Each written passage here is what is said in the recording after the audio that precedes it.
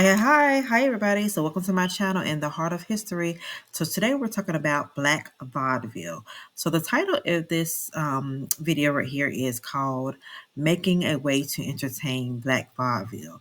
So, we're going to start off first. I'm just going to let you know that back in the 1800s up until 1930s, there was original vaudeville. That vaudeville consisted more of Caucasian people, European people.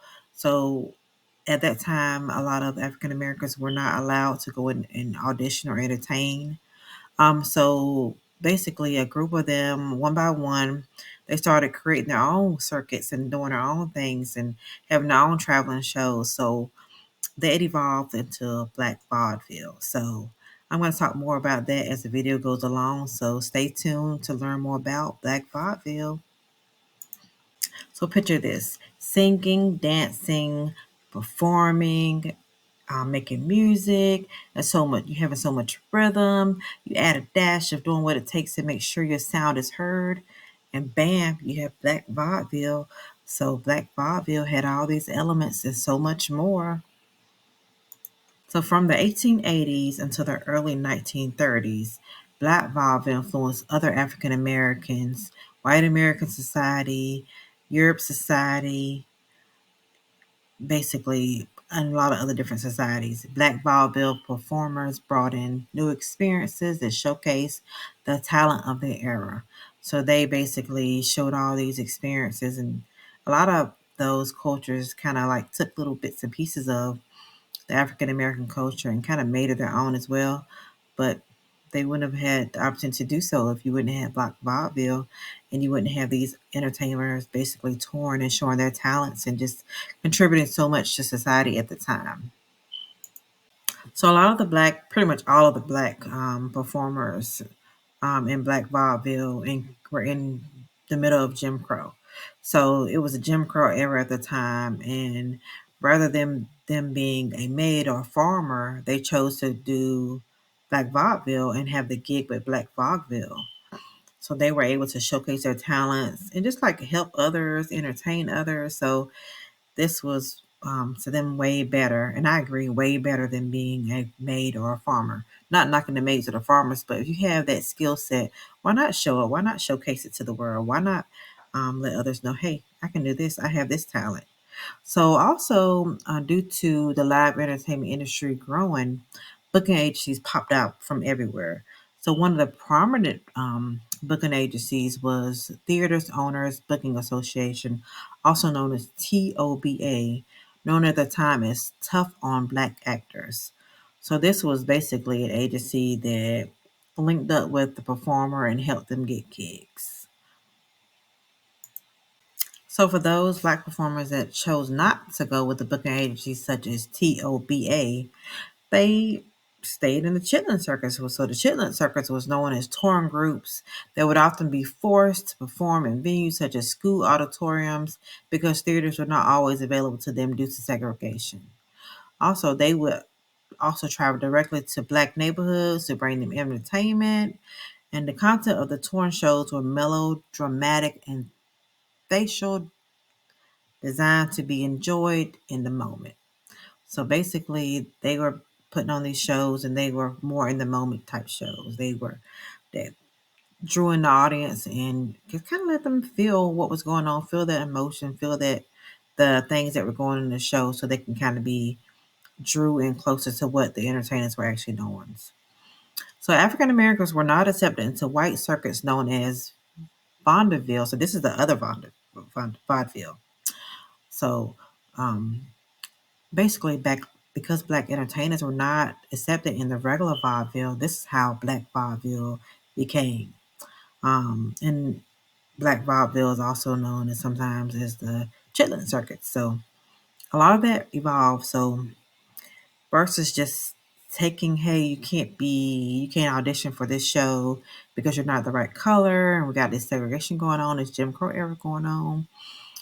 African Americans did not take that. They said, "Hey, I'm going to showcase my talent. So hey, I'm going to create my own circuit. I'm going to create my own way to tour and way to showcase my skills and show the world what I can do."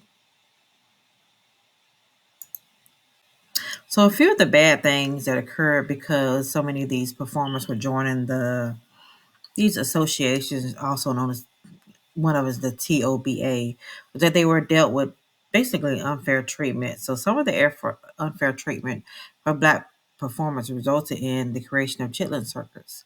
So the name was made basically after food. Whites found disgusting. We could all just think of chitlins. You know what chitlin circuit stands for, basically. Um, but some of the unfair treatment that these black performers faced were included being forced to work midnight shows and cancel shows with no notice or pay. So basically, they would be prepared to have the show, but out of nowhere it's canceled, and they received no money, no notice, no anything. So that's what some of the things that made the black performers go towards the chitlin circuit, so they can have better treatment. Um, some of the black performers did continue to stay with the bigger associations because the pay was better, and they had better opportunities, they felt. But most of these people that the performers that did stay with the bigger acts, so they preferred to stay where the pay was better and that the shows are more organized, because you can imagine, of course, the associations had the bigger like contacts, so their shows that they did contact with, of course, those bigger name shows, so they were definitely more organized. So that's some of the pros and cons to staying with the one of the association. Hey, you get this better pay, it's more organized, but the treatment might be a little bit unfair. The show just might get canceled out of nowhere. You may not, you probably won't receive your money. You definitely won't receive a notice. So, and then you may even be working really late at night. So you're really tired and may not be able to put on the best show that you could if you were booked earlier in the evening. So those are some of the things that just happened during vaudeville. The black vaudeville and black entertainers had to kind of navigate through those things. So, yeah. So some of the other great things about black vaudeville was that black vaudeville gave black performers entertainment opportunities. So opportunities to be creative and show the world what they had to offer. So basically, instead of just kind of harnessing in all that talent you have with black vaudeville, you had a chance to actually get out and do what you wanted to do. You were able to kind of go above and beyond and make sure that your talent was definitely explored. I mean, who wants to go through life and not ever have a chance to tap into their talent and to expand their talent and to also show others what they can do? So Black Vaudeville was all about that. You had the talent, you signed up, got the gig, you toured, went around the world, went around the country. You just did what you needed to do, and you had a great career. You may have faced some, of course, some adversities, but you still got through it and you still were able to just show your talent. So I applaud Black Vaudeville for definitely doing that for black performers. They definitely gave black performers a chance to showcase their talent, as well as like show others what they had to offer. Like, other people gravitated, other cultures gravitated towards the black performance of Black Vaudeville. You have the Caucasians, Europeans, like different minorities, like it was really popular, like in different the different theaters that were set up. You had different people going out to see the crowd. I mean, it was just awesome. So I applaud Black Vaudeville for making a way, especially in that era, the 1880s up until the early 1930s. Just imagine how much was going on at that time. So it was, glad that we did have Black Vaudeville to showcase and allow the talent to basically show what they had. Show their talent, show the world, hey, I can do this, I can do that, and expand on those talents. So awesome. So at the height of Black Vaudeville, more than 50,000 people performed in over 5,000 venues all over the country. I mean, that is amazing. 50,000 people, 5,000 venues. You can imagine how many people saw the talent of these people. These performers, they just, blood, sweat, and tears, but they were able to showcase their talent and show the country what they had to offer. So some of the popular performances included musicians, dancers, magicians, Jugglers, ventriloquists, puppeteers, animal acts accompanying the same bill and keeping audiences entertained. I mean, magicians, ventriloquists. You had talent, you had a chance to show it. So you could do basically almost anything. And as long as you were able to entertain the crowd, then you had a gig. As long as you had to, of course, be responsible and do what you had to do. Show up to the venue, show up to the bills. Just make sure you were doing your part. And hey, you got a chance to just show your talent. So um, that's great. And 50,000 people again, 50,000 people, 5,000 venues. Again, I applaud Black Vaudeville. These are the 1880s to 1930s. So much, so much charisma, so much was done. Like they just like went above and beyond to make sure that they had a chance and they had a place to showcase their talent. So that's two thumbs up for that. So one of the originators of Black Vaudeville was a gentleman named Pat Chappelle. So Pat Chappelle was a black showman and entrepreneur from Jacksonville, Florida. So Pat learned the show business and learned the ropes of the show business from his uncle Julius Chappelle, who allowed Pat to meet Franklin Keith and Edward F. Albee, who were producers of the vaudeville.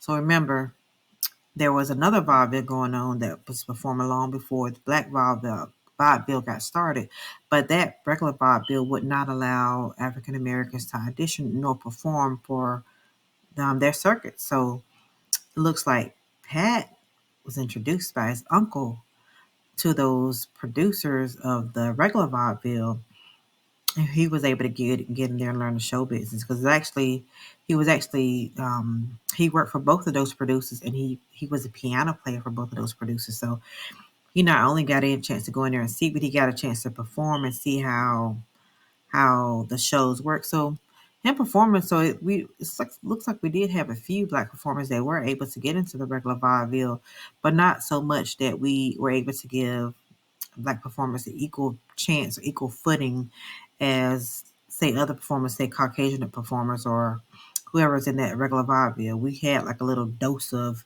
black performers, but not enough to really satisfy our souls. Therefore, we needed to do what we needed to do to create another venue for the black performers to be able to showcase their skills. So Pat basically took that skill set. He learned the ropes. He played as a piano player, saw how the regular vaudeville, how the shows happened, what things that he needed to know. He worked closely with the producers, so he was able to learn the ropes, the business part as well. So what he did was he opened a pool hall in Jacksonville, Florida, and that pool hall became the first black-owned theater in the South. So whoop whoop whoop whoop whoop whoop whoop. He was able to he learn the skill set, learn the ropes, meet the right people, work for the right people, and then take all that knowledge, that skill set, and open a pool hall and made it the first black-owned theater in the South. And this is all I've done some research and everything. So this basically is, you know, was done back in the past. So he did an awesome thing. He did what he was supposed to do. He interned at the job, learned the ropes, took that knowledge and made his own way, made another way, not only for himself, but also for other black performers. So go, Pat Chappelle. Go. So we all know that Pat Chappelle definitely was one of the originators of Black Vaudeville. He did what he needed to do and created his own venue for black performers to perform. So, Pat Chappelle also organized his first traveling show in 1898 called The Imperial Colored Minstrels or Famous Imperial Minstrels. So, he was able to actually create his own traveling show, and he purchased different venues. So he had that pool hall, but he also had a dispute with the local mayor in Jacksonville, Florida. So he actually ended up leaving that pool hall and opened another location in Tampa, Florida. So when he opened another location in Tampa, Florida, which opened in 1899, The doors were crowded every night with Cubans, Spaniards, Negroes, and white people. So he brought in the crowds, the mixed crowd, the culture crowd. They all wanted to see these black performers perform. So they wanted to see, hey, what was all the hype about? Like, and they probably heard really great things that kept them coming and coming. Because imagine those doors being lined up every night. It was not just other African Americans, but different people of color, just different religions. So that was awesome. So in December 1899, Pat Chappelle, along with a partner of his, opened a second theater in the center of Tampa called the Moscato. So he opened up not one but two locations in Tampa, Florida, because that's how crowded the space was. So people really, really needed to see these African American performers, and so that to me says that they were doing a great job and that they were really kind of like bringing the noise, bringing the funk, or just bringing the performance, bringing doing what they needed to do to make sure the show was a great show. And that your money, the money you spent was spent well. So awesome. So Pat, he just basically continued to perform. He had traveling shows. So he had another show called a Rabbit's Foot, and that tour offered comfortable traveling for all 60 of his cast. So it's rumored that he had a large train, and it was almost like a luxury train because everybody was comfortable. There was no squeezing in. There was no my foot hurt, your foot hurt. There was all everybody was comfortable. We're gonna travel this road. We're traveling circuit, so we're gonna make sure that we're comfortable so that when we do perform, we'll make sure we would have gotten all the rest we needed to make sure we have a great show. No excuses. You're comfortable. We're going to travel these cities. We're going to do our job. We're going to perform. We're going to make sure that people have a great time, and we're going to just do what we came to do. So he extended more by offering those accommodations for his staff. So he had 60 staff. So give or take at any time. Just he made sure all of those performers were very comfortable. Here's like a little advertisement for the Rabbit Foot Minstrels. So just showing that the name of the company was a Rabbit Foot Company. And I'm thinking the staff were the minstrels. So the greatest colored show. So that's awesome. The greatest colored show. That's quite an advertisement there. So basically, this showcases one of the vehicles that they would use. I'm thinking it's more for maybe props that were used to transport different props for the performers as they travel. And there's a tent right there. So I'm thinking that tent was used as the actual setup, or maybe even as a maybe accommodations, maybe so. I'm not sure how the service industry was as far as like places to sleep. So maybe the tent was either a place to perform or a place that they could actually get some rest and sleep. And that was covered so they were supported through the weather elements. So Black Vaudeville basically offered a lot. Like I said, they offered dance, different types of performances, musicals. So you have the singing and everything. So a huge part of Black Vaudeville was definitely dance. That was a very, very huge part of Black Vaudeville. So a lot of the performers like to tap dance. So there's a lot of different types of tap dancing, bucking and winging, soft shoe, hard shoe, just different types of tap. I can never know how many. I'm pretty sure the possibilities are endless when you talk about tap dancing. The maneuvers are different. You don't really see a lot of people tap dancing nowadays. Like I don't know what happened, but you see a lot of people dancing, but tap dancing, I don't see many people at all. So they should really bring that back because it looks like it started way back when. So I think a lot of people would enjoy to see a lot of people tap dancing. Maybe they can put some of that tap dancing in these videos they have. I see some people doing some cool creative dancing using different parts of their body to make the dance more illuminating. So, but I don't really see a lot of tap dancing. So That's something that I think we should definitely bring back. And it looks like there was something that was very prominent in Black Vaudeville as one of the performances that the crowd loved to see. So you do have a lot of different acts that did perform in Black Vaudeville, and I'm going to kind of go through some of those acts. Just kind of like breeze through some of them. So we're going to like take a look and see like who they were. There's, as you know, so many acts that I definitely cannot get all of them in this video because I think the video will literally hours and hours long. But I'm going to grab a few and we're going to talk about them a little bit. So stay tuned in. So we're going to talk about those acts. So the first act we have up, it looks like a husband and wife comedy duo by the name of Butterbean and Susie. So Butterbean, which is of course the husband, his name was Jody Edward, and the wife, Susie, was Susie Edward. So it looks like they're very good. I love the pictures here. I love to see. Looks like even that first picture right there that they just like have this awesome chemistry. And hey, working with your significant other is awesome, especially when you can perform comedies together because most most couples can't perform comedy together. So it's just awesome to see that Butterbean and Susie did their thing and they actually toured with Black Vaudeville. So awesome. So that is Butterbean and Susie. So our next performer is Mr. Tim Moore. So it looks like Mr. Tim Moore was American vaudevillian and comic actor of the first half of the 20th century. So it looks like he performed a lot of different comedy acts. Like look at he has his feet up on the desk, pretty cool and confident. Plays his different acts. So I think he was a sight to see, and pretty sure he was a very great comedic actor. So next up, we have Mr. Big Joe Williams. So Mr. Big Joe Williams was a Delta blues guitarist, singer, and songwriter. And he looks like he has some pretty cool fashion tips too. Look at him just playing on the guitar.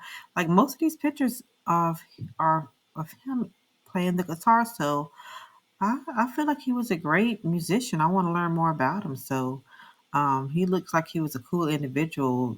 Looks like he had a sense of humor, but could play the guitar. So awesome.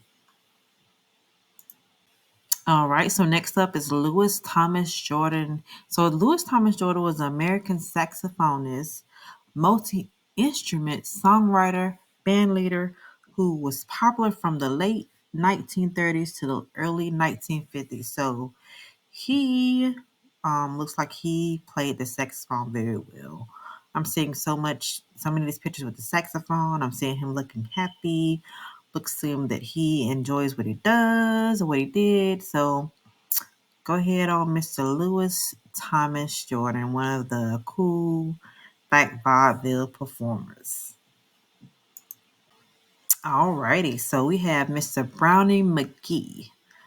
Cool. So he is a American folk and Piedmont blues singer and guitarist, best known for his collaboration with the harmonica player Sonny Terry.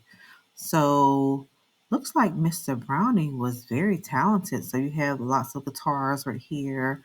And it looks like he's having a good time and is really in the rhythm and like in the motion and enjoying what he does. So he looks like he was a great performer, and I'm pretty sure that his collaboration with the harmonica player Sonny Terry was a great collaboration. So I'll look him up some more and get more details about him.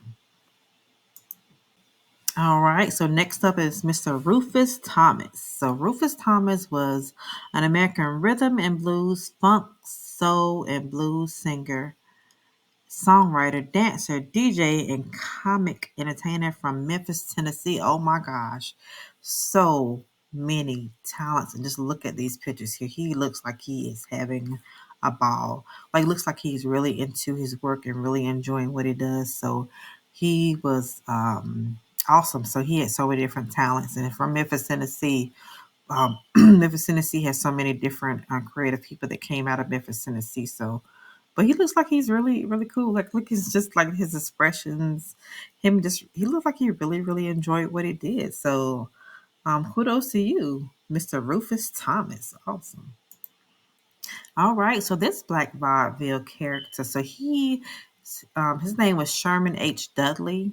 So he was known as a Lone Star comedian, a vaudeville performer, and theater entrepreneur. So it looks like he started off as an entertainer deep into the vaudeville circuit, but he ultimately decided to, hey, open his own vaudeville entertainment theater. So he was first all about the music and entertaining and creativity, but then he decided, I have more skills to offer, so I'm going to actually open my own theater and actually help more people. So that's what he did. So he took that step. He's still a great performer, but he also decided to take one notch up and be an excellent businessman as well and help other black performers out. So awesome, awesome, awesome. All right, next up is Mr. Count Basie. So the legend Count Basie. So he was a great black vaudeville performer. I have heard of him before. I don't know still too much about him other than most likely his name. And so it looks like he was also a jazz pianist, organist, band leader, and composer. So I'm gonna also do more research on him as well because I have heard his name. So I haven't heard a lot of these black performers' names, which is sad. But I'm definitely gonna do more to learn about their names and about what they did and about just how where their career took them to. So, but Count Basie looks like he was a very suave gentleman. Looks like he was able to play the piano very well and bring the crowd out. So Count Basie, everybody. All right, everybody. So the next up Black vaudeville performance we have are the Griffin sisters. So the Griffin sisters was a singing duo who happened to be sisters. Like I know that was really really fun, like performing with your sisters. But these sisters were not just on the performance tip; they were also on the business tip. So check out the Griffin sisters theatrical agency. So they also went down the business road. So they started off as performers, but decided, hey, I'm going to do more. I'm going to start this business, and I'm going to also help out other black performers. So this is what these two sisters decided to do. So it looked like they, had some different style, definitely knew what they were doing. They learned the ropes as well, opened their own agency and just help more people. Go, go, go. So everybody, Miss Ella Fitzgerald. So I know lots of people should have heard of this performer. Miss Ella Fitzgerald was definitely somebody that I have heard of. And I know something about music, but I'm not like a huge music person. But that's one reason why I'm going down the route now because I want to learn more about music as well as history. The Heart of History is my channel, and I'm going to definitely dig down deep holes to find out more. But Miss Ella Fitzgerald, she was an American jazz singer who sometimes was referred to as First Lady of Song, Queen of Jazz, and Lady Ella. So she looks so suave, so elegant, so beautiful, and looks like she really, really did a great job in her acts and performance. So I'm so eager to learn more about Miss Ella Fitzgerald, and I can't wait to bring you more about her story. All right. All right, Mr. Lionel Hampton. So Mr. Lionel Hampton was American jazz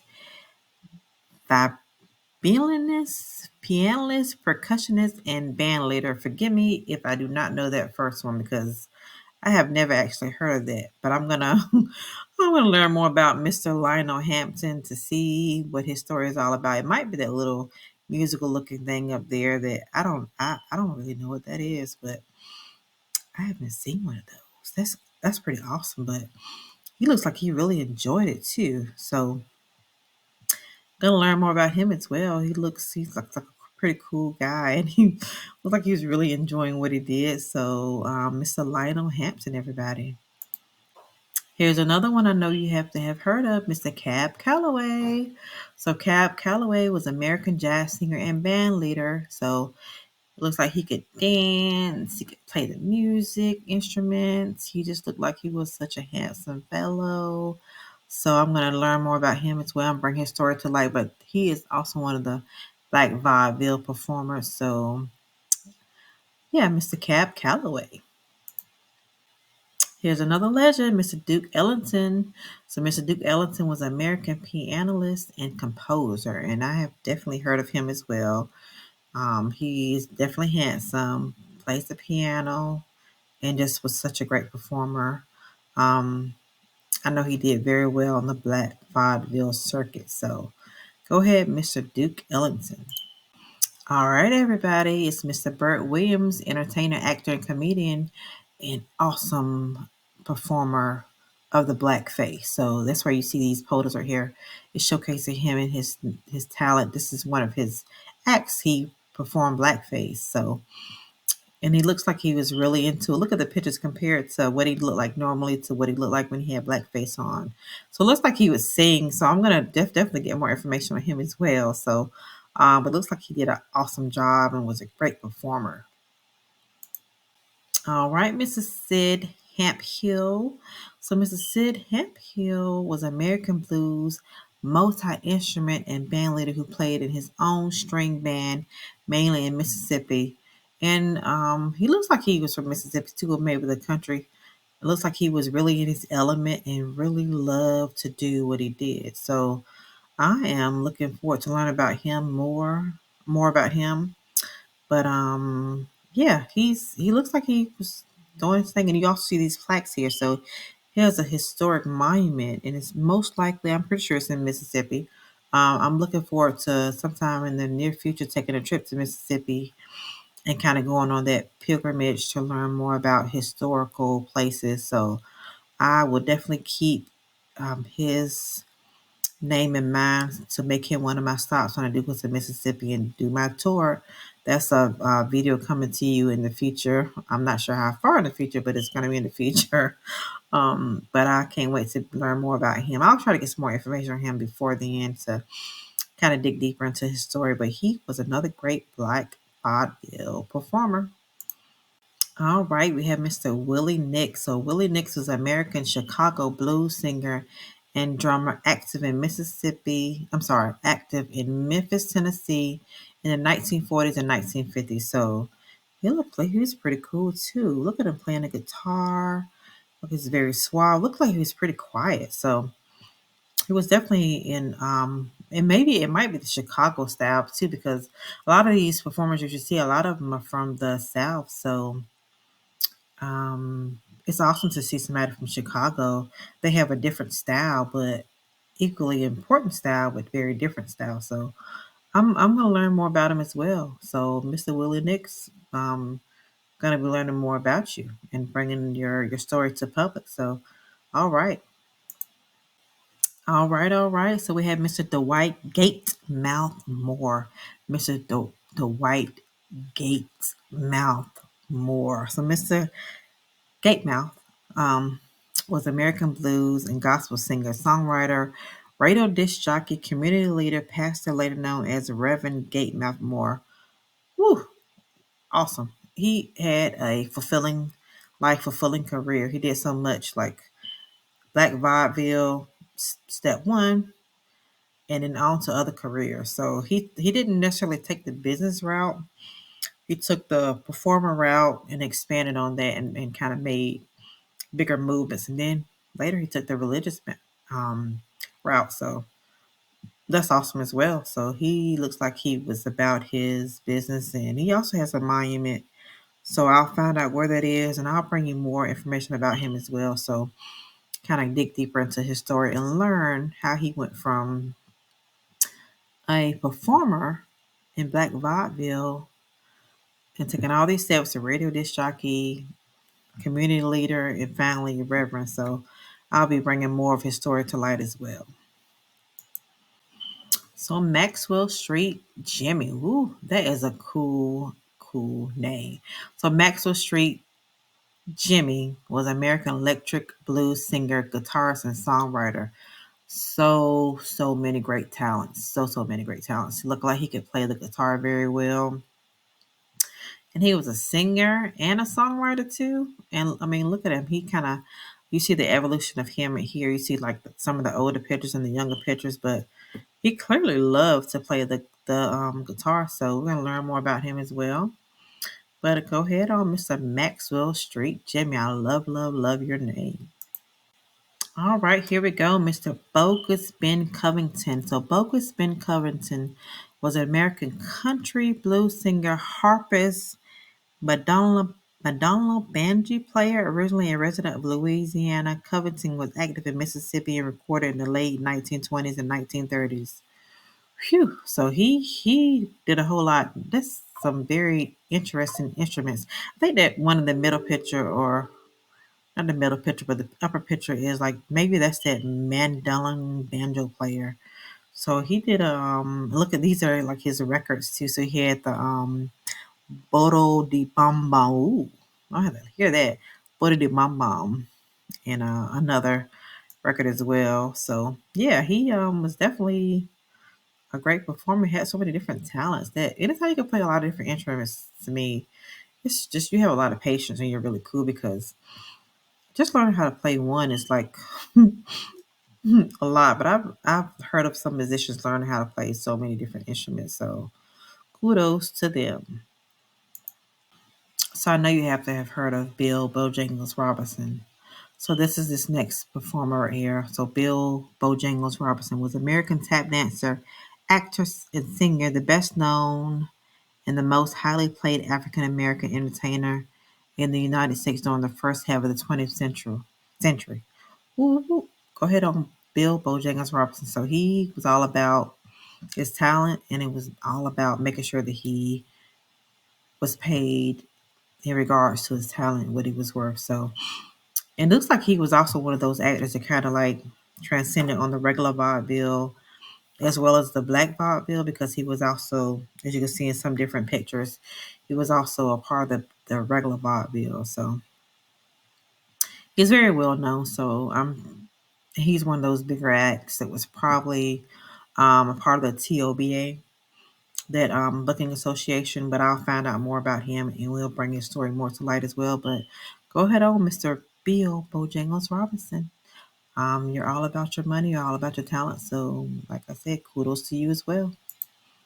All right, everybody. So, this is the Whitmore sisters. So, they were stars of the Black Vaudeville and they ran their own performing touring company for over 40 years, from 1900 to 1943, becoming the longest running and best paid act on T.O.B.A circuit. What?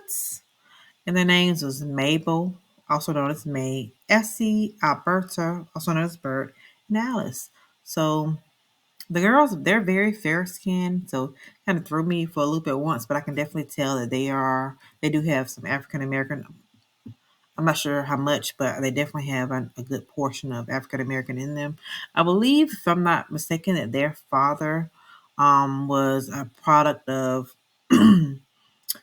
plantation owner, so he probably had an African American mom, and then we basically know how those stories go. Slave, the plantation owners were in his biology, basically. I don't want to go too deep down that road, but you could tell these girls are very fair skinned, but they're very talented, and they are part of Black Vaudeville. Look at them. So they were superstars. So to have that longest running touring company, I mean that longest running show, 40 years from 1900 to 1943. That is awesome. And so they love TOBA apparently because they stayed with them so long. So I'm pretty sure they're treated very fairly. But I'm going to learn more about them as well because I want to see just how impactful their career was. Um, yeah, so I definitely want to learn more about them. But the Whitmore sisters, everybody. So now you have the Hare sisters. So I hope I'm saying their name right. Anna and Emma were the first black women to perform on the vaudeville stage in 1876. So girls, go girls, go girls. And look at their uniforms and wardrobe. They were all about the act. So the Hare, I hope I'm saying their name right. The Hare sisters, Anna and Emma, first black women to perform on vaudeville stage, 1878. The Voices of Freedom, the Head Sisters Legacy. So I'm going to definitely learn more about them and bring you more of their story. But What a wonderful job. I mean, I'm just very proud of them. So the hair sisters, everybody. All right, so that ends the list of performers I had to talk about with the Black Vaudeville. Like I said, there's so many more. So the ones I have, though, I'm going to try to break down their stories and do maybe like shorter videos or shorts about them, so we can kind of learn about like them a little bit more. Because some of their, I'm pretty sure some of their stories are very interesting. So again, my channel is all about history. So the heart of history. So I want to know the heart of, and the core of what these their stories and what happened. So, and I'll dig deep into some more. I'm not sure how many much more because I'll probably spend it forever and ever just kind of deep diving. That's how impactful Black Vaudeville was. There were countless performers, so it's just so many performers. I'm going to definitely dig deeper into the ones I have in this video. I may find a few more here and there, but like I said, they'll be much shorter videos, probably even shorts, but I'm going to dig deeper into those. So this part of the video, I want to talk about kind of the ending of Black Vaudeville and what happened to Black Vaudeville and why that everything kind of like ceased in the 1930s. So what I found so far was basically that a lot of different elements played a part in ending vaudeville. One of those elements was the Great Depression. People didn't have any money. They were looking for jobs. They were not thinking about going to see shows. So that's just this is from my perspective of what might happen. Or some research and then my own opinion, of course. Another part is the kind of progression of the radio. So a lot of performers, you didn't necessarily have to be performed via actually going to a club. You could actually hear on the radio these acts. So as the radio broadcast became more relevant, these acts were basically on the radio, but in different forms. So it wasn't really called Black Vaudeville then. It just turned into something else. And I'm kind of like dig deeper and look into what that something else was. But so progression of radio and also the creation of the television. Um, so a lot of people said, instead of going to see them in person, I'm going to look at them on the TV so I can be right in my home, comfortable, and bring up the show on the TV and just like sit there and eat popcorn, just watch the latest act and dance in my own home where I feel the ultimate, just comfortable. And then finally, fourth reason might have been the World War II. It ended about it's from 1939 to 1945. So definitely some impact from that kind of like um, didn't help vaudeville, not only vaudeville but Black vaudeville. So both of them were impacted with all these things. So those are my different takes. Those are some things I found the reasons why it just ended, and also of course, some of my opinions on the matter. So yeah, so definitely, you can definitely tell me what you think, and feel free to leave your comment on why you think Black Vaudeville ended or vaudeville ended as well. All right, everybody. So that concludes my video. So I hope you truly enjoyed what you learned today. I hope you want to learn more because I'm definitely going to continue to roll those videos out for you and bring you more knowledge. And as I said again, some of those performers, or maybe even all the performers, I'll do like little short videos in the next few days. I'll get all the performers out probably to the next week and a half, doing some different short videos, shorts on those performers to kind of get more information about them. But yeah, I really enjoy researching this topic, and just I didn't know as much as I know now because I never considered like vaudeville and that it had two different sections like vaudeville, but you also had a Black vaudeville. So yeah, awesome story. So if you agree with me and you like the video as well, don't forget to hit the like button on my videos because I want to get my videos out to as many people as possible because I want more people to learn more about the stories that I'm bringing to the forefront. And also consider subscribing to my channel. Also consider setting up those notifications so you will get the alerts when I do post a new video out. But ultimately, I do really enjoy looking up stories. I do enjoy history because my channel is in the heart of history. So yeah, so I enjoyed this. I enjoyed just talking with you all, and I look forward to seeing you in the very near future. So feel free to comment as well, or give me some different topics to discuss, because I'm going to do more in the future. So again, thank you, thank you, thank you, and welcome to In the Heart of History, and come back very, very soon. Thank you.